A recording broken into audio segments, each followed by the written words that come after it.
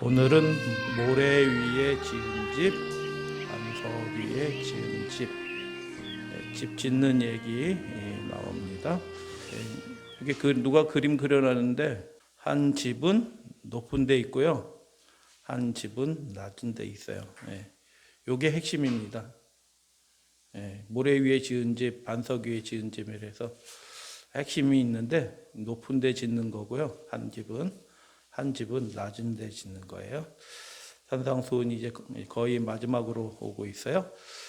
여러분 어떤 말씀을 하시고 여러분 잘 마무리하려면 결론을 잘 내셔야 돼요. 여러분 성경 읽으시다 보면, 특히 복음서 읽으시다 보면 어떤 패턴들을 이렇게 자세히 발견하게 되는데, 맨 뒤에 이렇게 정리하는 말씀이 한 구절 또는 반 구절로 딱 이렇게 정리되어 있어요. 여러분 읽으시다 보면 느껴질 수도 있어요. 결론 부분이 중요한데, 산상수훈이 5, 6, 7 이렇게 되는데 그 결론 부분이 이제 7장 전체가 사실 결론 부분이에요. 다 연결되어 있는 부분인데 그 결론부의 결론부, 맨 마지막입니다. 집 짓는 사람의 이야기에 관한 말씀으로 결론부의 결론부. 그래서 산상수훈의 말씀을 다 이렇게 마치게 되는 것입니다. 7장 19절 20절 말씀인데요. 아름다운 열매를 맺지 아니하는 나무마다 찍혀 불에 던지느니라. 그러므로 그들의 열매로 그들을 알리라 라고 그렇게 말씀하셨어요. 열매라는 말이 무슨 뜻이라고 그랬죠? 행위라는 같은 낱말이라고 말씀드렸어요. 같은 낱말. 그렇기 때문에 이 말씀은 어떻게 읽혀진다고요? 이러므로 그들의 행위로 그들을 알리라 라는 말씀으로 읽혀진다라고 그렇게 말씀하셨어요. 열매로 나무가 심판을 받는 것처럼 사람이 그 행실로 심판을 받는 것입니다. 그래서 7장 부분에 쭉 이렇게 되어 있는데, 넓은 문, 좁은 문, 나쁜 열매, 좋은 열매, 주여 주여 하면서 자기 방식대로 행하는 사람, 하나님의 뜻대로 행하는 사람이 있는데요. 그것을 다 정리하는 말씀으로 두 길을 정리하는 거죠. 그런데 마지막 말씀으로 모래 위에 집을 짓는 사람이 있고요, 반석 위에 집을 짓는 사람이 있다라고 말씀을 합니다. 그래서 좁은 문으로 들어가는 사람은요, 지혜로운 사람이에요. 그게 지혜롭지 않게 보이거든요, 사실은. 아유, 저렇게 고지식하게 미련하게 사냐, 융통성도 없이. 저렇게 해가지고 뭐 되는 일이 있겠나. 아유, 저 고생하는 거 봐. 믿음을 타협한 신앙인들이 믿음대로 살아가는 사람들을 볼 때 그렇게 보일 수 있어요. 그런데 예수님은 그런 사람을 어떻게 말씀하셨냐면, 야, 너 지혜롭다, 이렇게 말씀하신 거예요. 예수님의 평가와 시각이 보통 사람들의 평가와 시각, 종교인들과도 달라요. 신앙과 완전히 그 평가 기준이 다르다라는 것을 우리가 늘 마음속에 이렇게 기억하면서 사셔야 돼요. 그래서 어떤 분들이 굉장히 좋은 말씀 많이 해도 우리가 그 말씀을 통해서 다시 예수님의 말씀으로 들어가야지 거기에 멈춰 있으면 안 돼요. 사실은 예수님의 말씀은 훨씬 더 깊고 넓은 것을 말씀하셨어요. 집을 지을 때 가장 중요한 것이 뭘까요? 저는 집을 안 져봐서 잘 몰라요 라고 생각하실런지 모르는데, 상식적으로 생각하면 됩니다. 집을 지을 때 가장 중요한 것은 무엇일까요? 집 짓는 재료, 기초, 자리가 굉장히 중요합니다. 자리. 요게 이집트에서 가나안으로 가는 도중에 시나이 반도, 요게 모세 시내산 근처예요. 돌밖에 없습니다. 산 전체가 꼬불꼬불합니다. 근데 요게가 뭐 하던 곳이었냐면 아말렉이 와서 이스라엘과 싸우던 장소예요. 르비딤.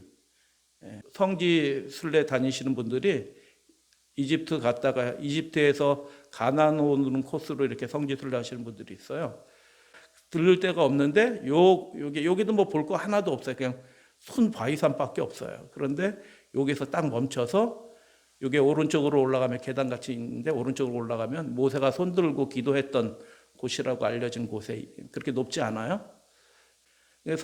성지 연수 오시는 분들이 있으니까 마을 사람들이 여기 가게 만들어 놓고 물건도 팔려고 이렇게 해가지고, 이거 안에는 콘크리트 조예요. 콘크리트로 하고 밖엔 돌 붙여서 가게를 지었는데 짓다가 완공을 못했어요. 왜 완공을 못했을까요? 왜 못했냐 하면 이게 부서졌어요. 왜 부서졌냐면 가나안도 그렇고 이 동네도 그렇고 비가 한번 우기 때 쏟아지면요, 이렇게 우리나라에 나무 이런 것들이 없기 때문에 좀만 비가 많이 와도 그냥 저 높은 데서부터 흙탕물, 돌 이렇게 해가지고 그냥 그 물길이 어마어마하게 무서운 물길들이 흘러가요. 도로도 도로가 아닙니다. 가다 보면 도로가 다 없어진 데가 많이 있어요. 모든 것을 다 휩쓸고 내려가요. 그러니까 그 가나안 지역의 이 모습이 건물을 지을 때 재료보다 더 중요한 요소가 있는데 그것은 무엇이냐면 높은 곳에 지어야 되는 겁니다. 높은 곳에. 어떤 곳에 집을 짓느냐가 그게 결정적인 겁니다.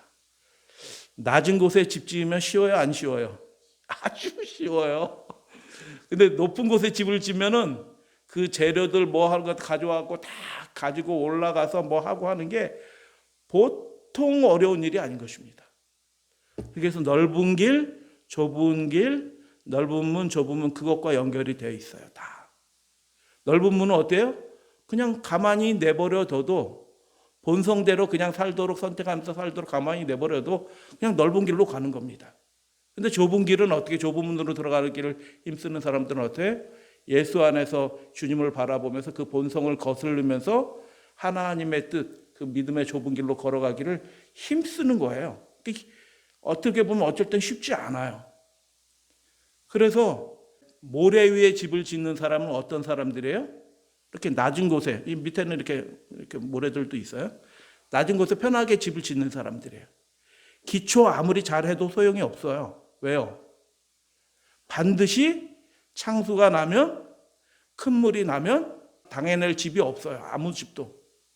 그래서 이 집은 아예 부서진 채로 지금도 있을 거예요. 왜냐하면 거기다 다시 져봤자 소용이 없는 거예요. 왜냐하면 또 물 나면 또 부서질 거니까 안 짓고 이렇게 부서진 채로 있어요. 한 이게 절반 정도 다 부서져 있어요. 그래서 집 짓는데 제일 중요한 것은 그 위치다, 자리이다.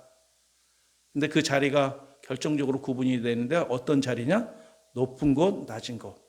반석 위에 다 높은 곳은 다 반석이라 이해가 되시죠? 바위산이에요, 다. 그 시온이라는 말도 그런 의미가 포함이 되어 있어요. 다 바위산이에요, 그게 다. 그 반석 위에 짓는다는 것은 높은 곳에 짓는다라는 의미고요.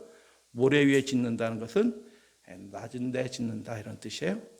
그래서 24절로 27절 말씀 보면 그러므로 누구든지 나의 이 말을 듣고 예수님께서 하신 쭉 모든 말씀들 있잖아요. 굉장히 깊은 말씀. 그러나 세상과는 완전히 다른 말씀. 둘 중에 하나, 하늘에 속하든지 땅에 속하든지 둘 중에 하나일 수밖에 없는 그 말씀.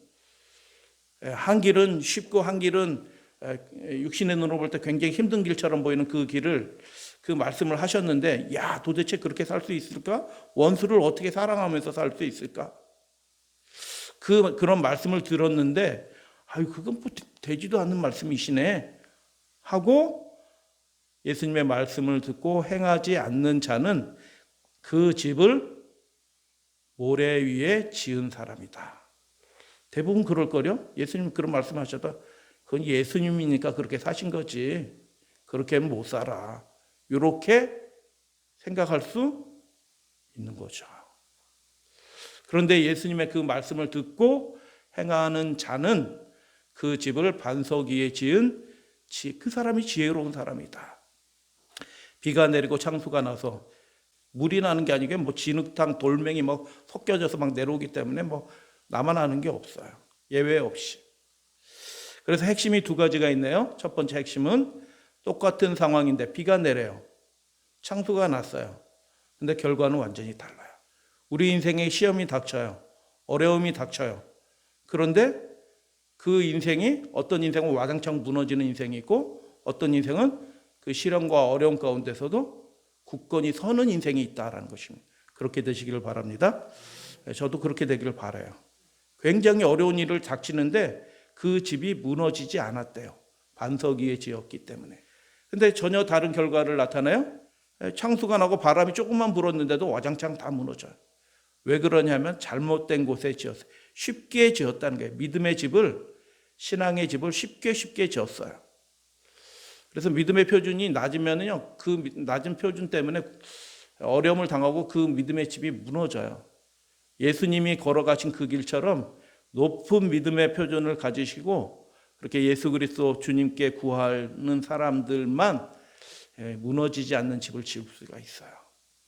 두 번째 핵심은 뭐냐면 위기가 닥치기 전까지는 별 차이 없는 것처럼 보여요. 저 집사님이나 나나 저 장로님이나 나나 목사님하고 나하고도 별 다른 것도 없고 뭐 다 하나님 믿고 신앙생활 하는 거 없고 헌금 드리고 뭐 안식일 지키는 것 같은데 실제로 위기가 딱 닥치면요 진짜 믿음인지 믿음처럼 보였는데 실제로 믿음의 기초가 전혀 없어서 무너지는지 다 구분이 돼요. 랍비 샴마이 이분에 대해서 쭉 살펴보다 보니까 야 이분 예수님에 대해서 알았을 수도 있겠다. 노년이니까 소문은 들었을 수도 있겠다. AD 30년까지 살았으니까 라는 생각을 좀 했어요. 예수님이 어렸을 때 거기에 예루살렘 성전에 어렸을 때 뭐 예루살렘 성전이 랍비들에서 깜짝 놀랐잖아요. 그 소문도 들었을 수도 있었겠다. 힐렐과 샴마이 율법사들 중에서 최고 율법사들이에요. 그런데 그 아보트에 그의 어록 3개가 실려져 있대요. 살펴보면 1장 15절인데 여러분 후세의 믿음의 사람들한테 딱 3마디 남겨놓으면 뭘 남겨놓고 싶어요, 여러분은요? 3가지가 요 아보트에 기록이 되는데 1장 15절에 첫 번째는 토라 공부를 습관화하라. 말씀 열심히 봐라는 겁니다. 두 번째, 말은 적게 하고 행함에 힘써라. 세 번째, 모든 사람에게 밝은 얼굴로 인사하라. 이게 3마디 딱 했는데 참 중요한 말 딱 3가지를 얘기를 하셨어요. 그런데 우리가 주목하고 싶은 것은 그들도 그렇고 모든 신앙인도 그렇고 예수님도 그렇고 심지어는 공산주의도 뭘 강조하냐면 행함을 강조해요. 행함을. 실천이 없는 건 그래서 아무것도 아닌 겁니다. 그런데 무엇을 실천하느냐 행하느냐가 그게 굉장히 중요하죠. 세상 사람들은 두 부류의 사람으로 딱 나눠줍니다. 키 작은 사람, 키 큰 사람. 여러분 키가 작아요, 커요? 그거 별로 중요하지 않아요. 천국 가는 데는. 뭐 얼굴 검은 사람도 있고요. 얼굴 허연 사람도 있고 어떤 사람은 달동네에 사는 사람이 있고 시내 좋은 곳에 사는 사람들도 있어요. 근데 예수님은 이런 것들로 인해서 두 부류로 구분되는 게 아니고 철저하게 예수님의 말씀 전체가 다 그래요. 다 두 부류로 나눠지는 얘기예요. 예수님의 말씀 처음 말씀부터 마지막 말씀까지 모든 비유나 다른 말씀들도 다 두 부류로 나눠져요. 결과적으로는 철저하게 두 부류로 나눠진다고 얘기하시는데 산상수훈의 결론 부분에서 기록된 말씀은 크게 4가지 범주가 있어요. 첫 번째, 두 길이 있다는 겁니다. 두 번째, 두 나무가 있대요. 세 번째, 두 집. 이렇게 딱 4가지로 딱 구분하시고 7장에 그 얘기 나와요. 두 길은 어떤 길이에요? 진리의 좁은 길과 사망의 넓은 길입니다. 두 나무는 어떤 나무였어요? 좋은 열매 남는 애였고 나쁜 열매 남는. 두 사람은 어떤 사람이 있었어요? 아버지의 뜻대로 하는 사람이 있고 주여 주여 하면서 불법을 행하는 사람들이 있어요. 두 집은 어떤 집이에요? 반석 위에 짓는 집이 있고요. 모래 위에 짓는 집이 있어요. 듣고 행하는 사람이고요. 듣고 행하지 않는 사람이. 그렇게 두 사람으로 완전히 딱 구분이 된다는 겁니다. 그래서 믿음의 사람은, 구원받는 사람은 어느 쪽으로 향하냐면 진리의 좁은 길, 좋은 열매, 아버지의 뜻대로 행하려고 하고 듣고 행하는 사람이 되는 쪽으로 계속 나가는 거예요. 그 성향과 방향이 이미 결정이 돼 있어요. 운전하지 않지만 때로는 실수도 하지만 저 방향으로 계속 나가는 거예요. 예수님이 평가하셨어요. 하나님이 이렇게 평가하실 겁니다. 모든 신앙인들을 다 이 기준에 의해서 하나님이 이 기준으로 평가하시는 거예요. 예수님이 굉장히 높은 표준을 말씀하셨어요. 산상수훈에서요. 그렇게 못 살 것 같아요. 근데 그게 기준이래요. 그러니까 이게 굉장히 정신이 번쩍 드는 거죠. 대충 신앙하면요 하나님께 인정 못 받는 거예요. 그래서 예수님이 평가하시는데 지혜로운 사람이라고 그러고요. 사망이 넓은 게 못된 나무, 편한 대로 사는 거죠. 그러니까 나쁜 열매 맺는 거고요. 주여 주여 하면서도 하나님을 믿는다라고 얘기하면서 하나님의 뜻대로 살지는 않고 자기 편한 대로 행해요. 어떨 땐 듣고 행하지 않는 사람은 어리석은 사람이다 라고 얘기해요. 성경에서 지혜는 무슨 뜻이라고요? 지혜의 속성 첫 번째, 살리는 거예요. 살리는 거. 이렇게 해서 잘 선택하며 사는 거, 그게 지혜예요. 그러니까 좋은 열매를 맺는 게 사는 거고요. 아버지 뜻대로 행하는 것이 사는 거고요. 그 말씀을 듣고 주님께 온전히 매닫고 내 육신으로는 안 되는 거구나 이게. 주님 이 일들이 내 삶에 이루어지게 하여 주시옵소서 하고 구하고 의지하는 사람들이 행하게 되는 거예요. 그 사람들이 사는 사람들이에요. 그래서 지혜로운 사람들이에요. 아멘. 지혜의 속성은 사는 거예요. 사는 거. 이 불의한 청지기가 이를 지혜 있게 하였으므로 이렇게 말씀하셨잖아요. 기억나시나요? 그때 지혜가 뭐예요? 자기 살궁리 잘한 거예요. 그래서 지혜의 본성은 뭐냐면 살궁리 잘하는 거예요. 살궁리. 근데 어떻게 하는 게 살궁리를 잘하느냐? 아버지 뜻대로 하는 게 잘하는 거라는 거예요. 그게 힘든 길처럼 보이지만 그게 잘한 길이라는 거예요. 하나님을 전적으로 의지하고 주님께 굴복하는 길이 그게 진짜 사는 길이라는 거예요. 그래서 그 7장 부분에 이제 쭉 살펴볼 텐데 계속하여 반복되는 단어가 있어요. 이 두 부류가 지혜로운 사람, 사는 사람과 망하는 사람이 두 부류가 무엇에 의해서 결국 구분이 되냐 하면 예수님이 이 말씀하실 때 계속 같은 말을 하셔요. 같은 말을 하시는데 우리 성경으로 번역될 때는 그게 다 다른 뜻처럼 번역이 되어 있기 때문에 이게 예수님이 하신 말씀의 핵심이 안 드러나요. 근데 이 실제로는 그 핵심을 그 7장 전체에서 예수님이 계속 말씀하셨는데 이 번역이 뒤죽박죽으로 돼 있어가지고 이게 말씀이 안 드러나는 거예요. 사람의 운명이 갈라지는데 그것을 중요하니까 예수님이 계속 반복해서 강조해서 말씀하셨는데 그게 잘 안 드러나. 우리 성경 읽어서는. 살펴볼게요. 7장 17절부터 19절. 이와 같이 좋은 나무마다 아름다운 열매를 맺고 행한다는 뜻이라고 그랬죠. 나쁜 열매를 맺나니 나쁘게 행한다는 거예요. 아름다운 열매를, 아름다운 행실을 행할 수 없느니라. 아름다운 열매를, 아름다운 행위를 행하지 않는 나무마다 찢겨서 불에 던지는. 전체가 다 행함의 말씀이에요. 열매란 말이 행위란 뜻이니까 이게 계속 3절 말씀에 8번 이상의 행위 계속 행한다는 말이 강조가 되어 있는 거예요. 그 다음 부분 볼게요. 나더러 주여 주여 사람에 두 사람이 있다고 그랬죠. 주여 주여 하는 사람이 있는데 그 사람에 대해서 예수님이 뭐라고 말씀하셨어요? 나를 인정해 주니 고맙다 이렇게 말씀하실 거예요? 아니요. 교회 다녀서 고맙다, 다녀줘서 고맙다 그렇게 말씀하실까요? 아니요.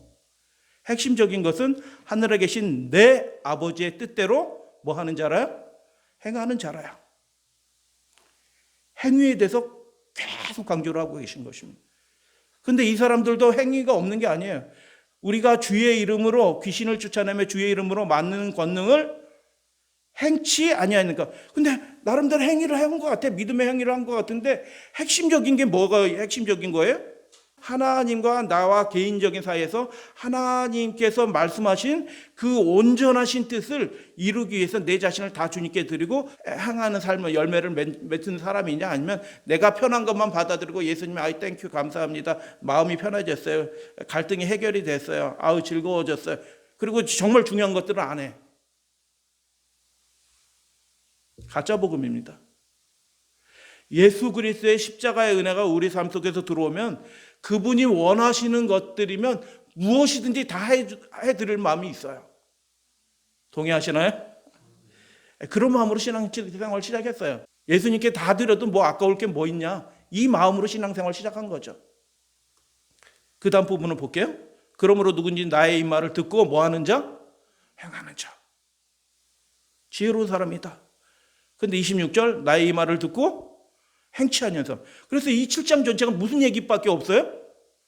두 부류로 딱 나눠지는데 두 문이 있고요, 두 길이 있고요, 두 사람이 있고요, 두 나무가 있고요, 두 집이 있는데 그게 무엇에 의해서 딱 갈라진다고요? 전체가 그 네 가지 전체가 다 행위에 따라서 갈라진다는 것입니다. 근데 무엇을 행해야 되냐? 하나님께서 말씀하신 그 온전한 뜻. 자기가 받아들일 수 있는 것만 받아들이고 어려운 거는 뭐 신앙이 경륜이 높으신 분들이 하는 거고 그건 난 못해. 그렇게까지 하면서 어떻게 살아? 집안일도 하고 직장일도 하고 무슨 일도 다 해야 되는데 그렇게까지 하면서 신앙생활은 못해. 이렇게 생각하시는 분들이 혹시 있을런지 몰라요? 회개하셔야 되는 겁니다. 그래서 정말 중요한 것은 예수님께서 하나님께서 말씀하신 아버지의 뜻대로 예수님께서 말씀하신 이 높은 믿음의 기준을 이거 안 될 것 같은데 라는 생각이 들어요. 말씀을 배우면. 그래서 되는 방법이 있어요. 내가 죽어야 되는 겁니다. 십자가에 못 박혀서 성령 안에서 내가 완전히 죽어야지 그 일들이 성령께서 내 안에서 일하심으로 행위하심으로 우리 삶에 이런 일들이 벌어지는 겁니다. 둘 중에 하나다. 살든지 죽든지 둘 중에 하나를 말씀하신 거예요. 그래서 지혜로운 건축가가 알아야 될 두 가지 원리가 있네요. 첫 번째 것은 뭐냐면 이게 모든 원리에도 다 적용이 되고요. 신앙에 있어서는 뭐 절대적입니다. 이렇게 돼야지 되는 거예요. 첫 번째는 오소독스입니다. 오소라는 것은 올바른한 뜻이에요. 올바른, 라틴어로. 영어로 오소독스. 독스는 교리란 뜻이에요. 교리. 올바른 교리. 정통교회 할 때 오소독스 처치예요. 뭐가 정통교회냐? 역사 오래된 교회가 정통교회냐? 신자들 많이 다니는 교회가 정통교회냐? 사회적으로 이름이 나서 뭐 국회의원 나오고 뭐 총리 나오고 그런 교회가 정통교회냐? 아니요, 그것과 아무 상관이 없어요. 하나님의 말씀이 올바로 살아있는 그 교회가 오소독스, 정통교회입니다. 어떤 교회는 우리 교회는 2000년 된 교회다 하고 그 역사에 대해서 엄청 자부심을 가져요. 우리 교회는 단일 교회로 세계 최대의 교회다. 엄청나게 자랑해요. 우리 교회 목사님은 상담한 박사다. 엄청나게 자부심을 가져요. 근데 그게 하나도 평가하시는 하나님 앞에는 중요한 게 아니라는 겁니다. 올바른 믿음을 가져야 된다는 거죠. 그분들이 가르쳐준 믿음이 아니고요.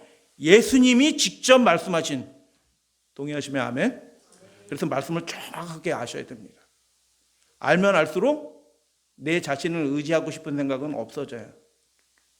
이게 내 힘으로 되는 일이 아니구나. 내 안에 예수님만 완전히 살아계셔야지 되는 일이지 이게 내 의지와 선택으로 되는 일이 아니다. 두 번째 원리는 있는데 오소프락시스. 오소독스는 정통이란 말이에요. 정통. 오소프락시스는 무슨 뜻이냐면 정행, 올바른 실천이에요. 올바로 아는 게 첫 번째 중요한 겁니다. 그래서 교회 선택할 때 큰 교회 선택하는 게 원칙이 아니고 그 교회가 정말 하나님의 말씀을 예수 그리스도의 말씀 그대로 있는 그대로 전달하는 교회인가, 이게 선택 기준이 돼야 되죠. 가까운 교회 다닌다, 누가 다니기 때문에 같이 다닌다, 이거는 천국 가는 사람의 태도는 아니에요. 물론 그렇게 해서 교회 다니기 시작하지만 그 말씀이 정말 하나님 말씀 그대로 말씀인지 그냥 편한 말씀인지 그냥 은혜 받으라고 좋으라고 하는 말씀인지 그 구분해야 되는 거예요. 그래서 올바른 믿음을 가져야 되는 게 첫 번째고요. 두 번째는 뭐예요? 정행. 그것을 알았으니 어떻게 해요? 여러분 그렇게 믿음을 받게 되면요, 행동은 저절로 이어져요. 정행, 올바른 실천이 이어진다는 것입니다. 그래서 이렇게 된 사람이 어떻게 된 사람이에요? 지혜로운 사람이에요. 사는 사람이에요. 올바로 알아야 되고요, 올바로 실천하는 것입니다. 그래서 그 산상보훈 이 마지막 부분의 3분의 1 전체가 다 무슨 얘기냐면 행한다는 얘기입니다. 결과적으로. 행함을 강조하는 산상수훈 결론부 7장이 맞춰지고요. 8장에 맞춰지자마자 8장에 나오는 특별한 인물이 있네요. 누가 나올까요? 백부장, 로마인 백부장이에요. 근데 백부장 얘기를 갖다 넣는 예수님 만난 사람이 한두 사람이에요. 수많은 사람들 얘기 있는데 마태가 이 사람 얘기를 딱 갖다 붙여놓은 것입니다. 왜 갖다 붙여놨을까요? 이유가 있는 겁니다. 주여 내 집에 들어오심을 나는 감당하지 못하겠사오니 다만 말씀만 하셔도 되겠습니다. 그러면 내 하인이 낫겠사옵나이다. 아멘. 그러면서 뒤에 한 말씀이 예수님을 깜짝 놀라게 한 것입니다. 진짜 믿음을 가지고 있어요. 나도 남의 수하에 있는 사람이요, 내 아래도 군사가 있으니 이더러 가라 하면 뭐 한대요? 가고, 저더러 오라 하면 어떻게 한대요? 오고, 내 종더러 이것을 하라 하면 하나이다. 이게 무슨 얘기예요? 한마디로 하면 시키면 한다는 겁니다. 명령하면 순종한다는 뜻이에요. 그래서 하나님과 그분의 자녀로 진짜 살아있는 믿음, 지혜가 충만해서 그 안에 생명이 충만한 사람은 어떻게 보면 하나님이 말씀하시면 그 말씀이 속에서 살아 움직이면서 그 사람의 생애가 변화되는 거예요. 그 말씀이 이루어지는 거예요. 우리의 삶을 통해서. 그래서 성육신이에요. 말씀이 우리 속에 들어와서 우리 삶으로 이루어져요. 열매로 이루어져요. 행위로 이루어져요. 성육신이에요. 똑같아요. 예수님의 성육신하고. 그렇게 해서 이분은 그렇게 믿은 겁니다. 말씀하시면 그대로 됩니다. 라고 그렇게 고백한 사람이에요. 그래서 예수님이 이런 말씀 몇 사람한테 하지도 않았어요. 이스라엘 가운데 이만한 믿음을 가진 사람을 내가 본 적이 있다 없다? 없다라고 얘기하셨습니다. 예수님이 깜짝 놀란 믿음의 주여 우리를 온전케 하시는 믿음의 주이신 최고봉이신 예수님의 그 예수님 믿음을 가지신 분을 깜짝 놀라게 할 만한 믿음을 가졌어요. 그 믿음이 뭐예요? 이런 믿음이에요. 순종. 말씀하시면 이루어집니다. 그래서 7장의 얘기를 한마디로 무슨 얘기라고요? 행하라는 얘기예요. 행하라는 얘기. 행위에 의해서 두 부류로 딱 나눠진다는 뜻이에요. 그리고 8장의 첫 부분에 나오는 사람의 얘기가 뭐예요? 그 말씀대로 행하는 사람이에요. 마틴 로이드 존스 유명한 설교가이자 세계적으로 유명하신 분인데 세 종류의 가짜 그리스도인이 있대요. 첫 번째 가짜 그리스도인은 말씀에 귀를 기울이지 않는다는 거예요. 교회는 다녀. 근데 말씀에 별로 귀 기울이지 않아. 두 번째는 어떤 사람일까요? 말씀을 자기 편한 대로 받아들이는 사람. 자기 편한 것만 받아들이는 겁니다. 자기한테 요 정도는 땡큐 아멘. 근데 또 좀만 넣으면 어우 부담스러워요. 어우 나 그렇게는 못해요. 이렇게 하실 분들이 태반입니다. 자기 편한 대로 믿음을 받아들이는 게 아니고 예수님의 뜻이 내 삶에 온전히 이루어지길 바라보면서 그렇게 말씀을 받는 사람들이 되어야 될 줄로 믿어요. 세 번째는 어떤 사람이냐면 말씀을 온전히 받아들이지 않으니까 그 말씀 가지고는 변화가 안 일어나요. 말씀을 듣고도 인격과 생활에 도무지 변화가 없습니다. 이런 그리스도인이 가짜 열매, 나쁜 열매, 믿음의 넓은 길로 가는 주여 주여 하지만 주님의 법을, 뜻을 이루어드리지 못하는, 그래서 비가 내리고 창수가 날 때 무너지는 그런 가짜 믿음의 집을 짓는 사람이다라고 얘기해요. 집을 짓는 똑같은 상황이었고 완전히 다른 결과를 거뒀어요. 근데 차이가 어디서 나왔어요? 듣는 건 다 똑같아 지금. 듣는 거는 똑같아. 들었어. 그런데 어떻게 해요? 자기 마음속에 그게 말씀이 들어와서 이대로 살아야지 이렇게 하는 사람과 아멘, 그렇지 인정하고 잊어버리고 그렇게 살지는 않아. 똑같은 상황인데 완전히 다른 결과를 거두게 될 때. 지금은 차이가 안 나요. 왜냐하면 비가 나고 창수가 내리는 때가 아니거든요. 지금은. 근데 좀만 내려도 와장창 무너질 집이 많다. 지금 준비해야 된다. 비 내리기 전에, 창수가 나기 전에. 우리 신명기 28장 1절부터 68절이 앞에는 축복, 뒤에는 저주인데요. 축복과 저주가 시작되는 그 첫 말씀에 이 하나님이 그 축복의 비결이 뭐고 저주받는 사람들이 왜 저주받는지 그 이유를 적어 놓으셨어요. 신명기 28장 1절에 다 같이 한번 읽어보겠습니다. 시작. 내가 내 하나님 여호와의 말씀을 삼가 듣고 내가 오늘 내게 명령하는 그 모든 명령을 지켜 행하면 내 하나님 여호와께서 너를 세계 모든 민족 위에 뛰어나게 하실 것이라. 할렐루야 아멘. 너를 붙들어 줄 거라는 것입니다. 연약할지라도 높은 곳에서 열매 맺게 해주시겠다라고 말씀하신 겁니다. 근데 저주가 시작되는 부분의 말씀은 어떻게 시작된다고요? 똑같아요. 동전의 양변같이 똑같아. 그런데 이 저주의 말씀이 시작되는 부분의 첫 말씀이 뭐예요? 그 축복의 말씀하고 똑같아요. 난만 붙은 것입니다. 않는다라는 말씀만 붙었어요. 여호와의 말씀을 청종하지 아니하고 하나님께서 명령하신 그 명령과 규례를 어떻게 해요? 지키지 아니함으로. 하나님께서 축복을 해주시는데 이쪽에서는 뭐 어때요? 하나님께서 보호해 주시는 그 보호의 손길이 떠나니까 뭐가 들어와요? 저주가 들어오는, 모든 저주가 다 그 심령 가운데, 가족 가운데, 하는 일 가운데 저주가 들어오는 것입니다. 실컷 수고했는데 바벨론처럼 하루아침에 다 무너지는 겁니다. 뿔뿔이 다 흩어지는 것입니다. 세상에 그 조롱거리가 되는 겁니다.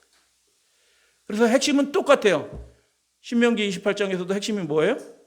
말씀 듣고 행하면, 구약이나 신약에서 예수님께서 하신 말씀이나 달라요? 똑같아요? 똑같습니다. 말씀하신 분이 동일하신 분이고요. 그 하나님의 말씀은 바뀔 필요가 없어요. 그래서 율법이 폐해졌다니 뭐 사랑의 율법으로 바뀌었다니 손 다 가짜입니다. 예수님의 표준은 구약 시대나 신약 시대나 그 표준이 전혀 낮아지지 않았어요. 성령 안에서 그 사람이 십자가에서 완전히 거듭나지 않은 사람은 이게 안 이루어지는 겁니다. 육신의 율법으로, 의지의 행위로 이루어지는 게 아니고요. 그 사람이 예수 그리스도와 함께 못 박혀 죽고 새로 난 사람들만 이런 일들이 벌어진다. 산상수훈 148페이지 함께 살펴볼게요. 높은 곳에 집을 지으시게 되기를 주님의 이름으로 축복해요. 그 어떤 곳에는 완전히 돌로 지은, 돌에 핵심이 있는 게 아니에요. 어떤 곳에는 완전히 돌로 지은 집들도 있었습니다. 그중 많은 수가 폭풍 후에 1000년을 견뎌왔습니다. 1000년 전에 지은 집들이 지금도 있어요. 가보면. 근데 르비딘 골짜기에는 그거는 1000년 됐어요? 1년도 못 돼서 망해버린 거거든요. 그거는요. 잘못된 곳에 집을 지으니까. 1000년을 견뎌내는 집을 짓는 방법을 살펴봅시다. 이 집들은 어떻게 지어진 것이라고요? 쉽게 지어진 집이 아니라는 거예요. 믿음의 집이요, 쉽게 지어진 집은 쉽게 무너져요. 그래서 믿음의 좁은 길, 하나님의 말씀대로 그렇게 살려고 내 삶을 다 들이신 분, 그런 사람들이 성령께서 수고하시고 일하셔서 이루어진 그 인생만 1000년을 견뎌내는, 폭풍우를 견뎌내는 믿음의 집이 된다. 그렇게 되시기를 주님의 이름으로 축복해요. 이 집들은 어디에 있는 집들이래요? 접근하기가 쉽지 않대요. 왜 접근하기가 쉽지 않아요? 높은 곳에 있어요. 집 짓기 쉽지 않은 것입니다. 위치가 모래 위에 지은 집보다 인기가 없어요. 쉽게 이렇게 지어도 되는데 웬 믿음의 집을 짓는다 그 고생을 하냐. 안 그래도 하나님 믿는 건데 뭐 이렇게 유별나게 신앙생활을 한다 그렇게 고생을 하냐. 라고 하는 사람들은 모래 위에 지은 집, 낮은 곳에 집을 짓는 것이. 근데 그 집은 창수가 나면 다 무너지는 거야. 진짜 집이 아니에요. 집이라는 게 건물이 아니라는 거 알고 계시죠? 집은 그 권속, 사람들을 얘기하는 거예요. 성경에서 많은 부분. 그 인생이 무너진다는 겁니다. 산상수훈 149쪽. 우리는 그리스도의 말씀에 뭐 함으로써? 순종함으로써. 그러니까 행해하는 게, 그렇게 순종하는 것이 굉장히 중요합니다. 그리스도의 말씀이라는 게 뭐예요? 오소독스예요. 말씀하신 그대로. 하나님께서 말씀하신 그대로. 그리스도의 말씀에 누가 해석해 준, 누가 이렇게 살아도 돼라고 얘기하는 그런 말씀이 아니고요. 예수님의 순전한 그 말씀에 순종함으로써, 순종할 수 있다는 얘기예요? 없다는 얘기예요? 있다는 거예요. 너희가 나를 사랑하면 내 계명을 지키리라. 할 수 있다는 거예요. 산상수훈 말씀 그거는 못하는 거예요. 천국에 가면 지킬 수 있어요. 이렇게 가르치는 분들도 있어요. 그분은 천국 못 가요. 목사지만. 예수님이 산상수훈 말씀하시고요. 그 말씀, 내 말을 지키면 나를 사랑하는 자고 그 사람이 하나님의 자녀로 인정받는다고 그랬어요. 못 지킬 것 말씀하시고 지키라고 말씀하시면 예수님은 좀 곤란하신 분이겠죠? 우리는 그리스도의 말씀에 순종할 수 있다, 없다? 있다는 겁니다. 중요한 건 우리 속에 하나님의 말씀이 들어와 있느냐, 아니면 내 욕심과 내 생각만 들어있느냐, 이 차이점이에요. 그분 위에 집을 짓게 됩니다. 아멘. 반석이신 예수 그리스도 위에 집을 짓기 때문에 집이 무너지지 않는다는 것입니다. 다 같이 읽겠습니다. 시작. 의를 행하는 자가 의로운 사람입니다. 의를 행하는 자가 의로운 사람입니다. 이게 맞아요. 성경, 예수님도 그렇게 말씀하셨고 성경 전체가 그렇게 하는 거예요. 믿는 사람이 의로운 사람이다? 그게 틀린 얘기가 아닌데 그 핵심은 이거예요. 하나님의 의가 우리의 삶을 통해서 이루어지는 그 사람이 의로운 사람이에요. 거룩함은 무엇이 아니다라고 얘기하셨어요. 거룩함은 어떤 신앙적인 체험, 이렇게 신비한 체험을 갖는 거 그런 거 아니다. 그러면 거룩함은 뭐냐? 모든 것을 하나님께 바친 결과래요. 그러니까 이 믿음의 좁은 길 좋은 열매 맺고요. 아버지의 뜻대로 행하는 자이고요. 반석에 집을 짓는 사람은요. 그냥 되는 건 아니래요. 그 인생을 제 인생은 하나님 거예요. 우리 가족도 하나님 거고 내 생명과 삶도 다 하나님 거예요. 주님께서 원하시는 대로 제가 살 마음이 있고 그렇게 살래요 하는 사람들이 거룩함을 이루게 된다는 것입니다. 거룩함은 그래서 하늘에 계신 우리 아버지의 뜻을 행하는 것입니다. 하나님께서 말씀하신 모든 것을 행하는 거라고 말씀하셨어요. 근데 그 일이 가능하다는 겁니다. 그 가능해진 사람이 의로운 사람으로 간주된다는 거예요. 교회 다닌 사람이 의로운 사람이 아니라. 그러니까 교회도 잘 안 다닌 사람들은 빨리 회개를 하셔야 되는 겁니다. 그 믿음 가지고는 천국에 입구도 못 가요, 그 사람은. 그래서 하나님의 뜻이 다 이루어지게 되기를 바라는 것입니다. 질문 하나 드리고 이제 말씀을 마무리하려고 그래요. 그러면은 왜 그 사람은 모래 위에 집을 지었을까? 이겁니다. 집 지을 때는 비 안 오니까 집을 걷다 지은 거예요. 그죠? 근데 은유적으로 말씀하신 거니까 왜 그 사람들은 무너질 집을 짓고 있느냐 도대체. 왜 그런 것 같아요? 예수님께서 사는 길이라고 말씀하신 것은 이 길이에요. 좁은 길이고요. 좋은 열매를 맺어야 되고요. 성령께서 살아야 움직이셔야 되고요. 아버지 뜻대로 행해야 되는 거고요. 듣고 행하는 자, 모든 말씀을 듣고 행하는 자, 그 자가 사는 사람이래요. 근데 그 모래 위에 짚는 사람들은 요렇게 신앙생활하는 사람들의 모습이 좋아 보여요? 안 좋아 보여요? 훌륭해요 라고 하지만 나는 그렇게는 안 살아요. 이렇게 하는 사람들이에요. 그래서요. 그렇게 사는 게 어떻게 보이는 거예요? 그 속에 영이 살아있는 영이 없으니까 그렇게 사는 게 어리석어 보이는 겁니다. 그렇게 안 살아도 될 것처럼 보이는 거예요. 그렇기 때문에 사망의 넓은 길을 가고요. 자기 본성대로 행하는 거고요. 결과적으로 나쁜 열매를 맺는 거고요. 주여 하기는 했지만 하나님 믿는다고 열심히 교회는 다니는 것처럼 보였지만 결국 하나님의 뜻은 행하지 않고 자기가 원하는 대로 살았던 것입니다. 행했고. 그리고 예수님이 판정하시는데 듣고 행하지 않는 사람으로 딱 판정이 되는 것입니다. 반석 위에 집을 짓는 방법 깊이 파야 됩니다. 누가복음에도 이 비유가 나와 있죠. 주초를 깊이 판다라고 있어요. 깊이 파요. 두 번째는 주초를 반석 위에 놓아야 되는 것입니다.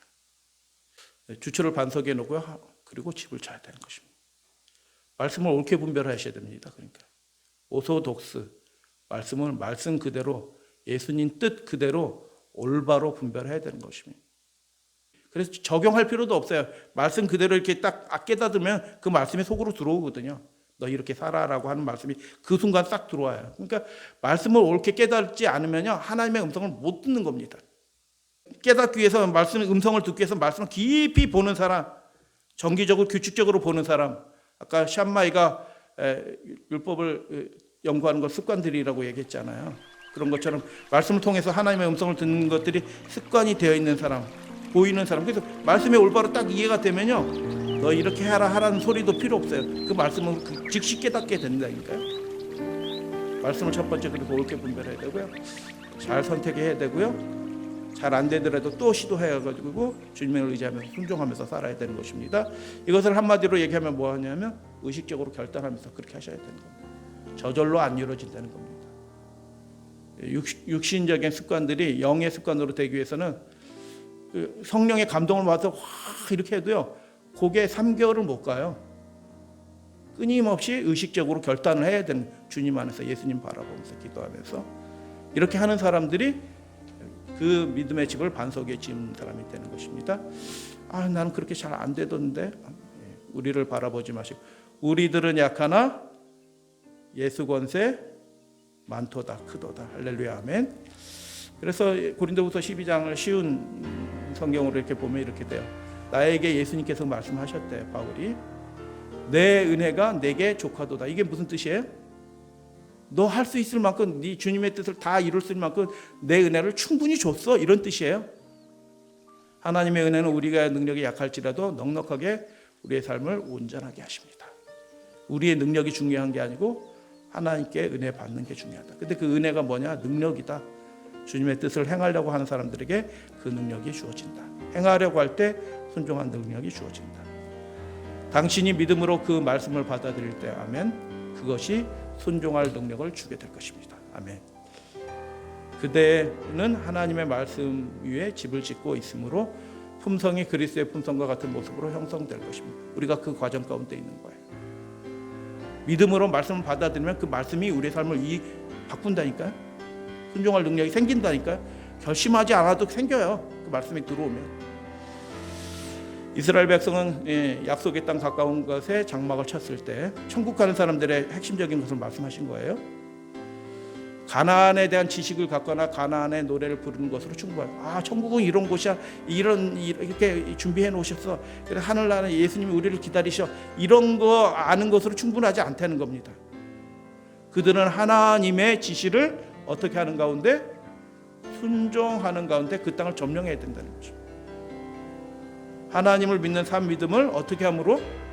활용함으로써 그분의 약속을 그들의 것으로 삼음으로써 이를 실제로 자기의 소유로 만들 수 있다는 것입니다. 순종함으로 그 약속이 우리의 삶에 이루어지게 되어 있다는 것입니다. 사랑하고 축복합니다.